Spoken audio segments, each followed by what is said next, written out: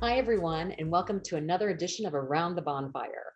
My name is Lisa, and this is Lisa's Library.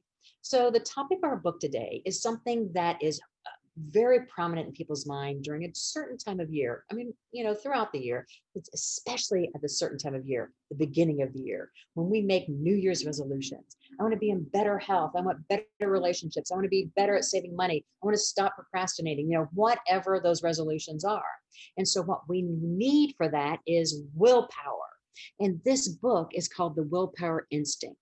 And you can see here it says how self control works, why it matters, and what you can do to get more of it. This is a book by Kelli McGonigal. Now, to get some exposure to Kelli McGonigal, she's a health psychologist. Pop onto TED.com, TED Talks. She has a great TED Talk out there about stress, all sorts of different things. She's also a professor at Stanford University, which makes this book really relevant for us because she has a class on willpower and she would have her students do these willpower experiments. And as they did these different experiments, they would come back to class because everyone selects one thing they want to focus on regarding, I want better willpower for this. So when they come back to class, they would debrief out how these experiments went. And so those what she's done is she's taken the best of the best experiments and put them in this book. And so they're very tactical, tangible things you can do. So, for example, let's say that one of the things that I don't have very much willpower over is my self talk.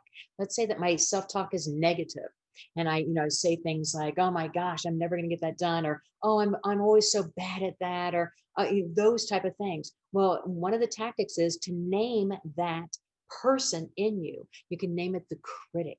Oh, there's my critic again. There's my critic. And when you name it, it gives you more energy to actually combat it then. That's one of all the different experiments that she has in here. It's really very tangible things that we can all do. So she talks about three types of willpower. The I will willpower that addresses things you want more of in your life. I will.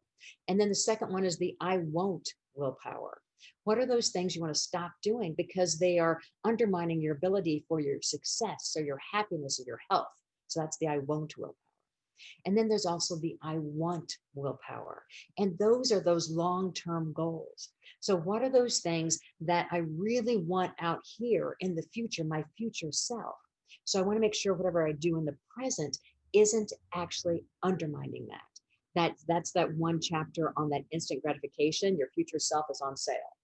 So, the I will, the I won't, and the I want willpower.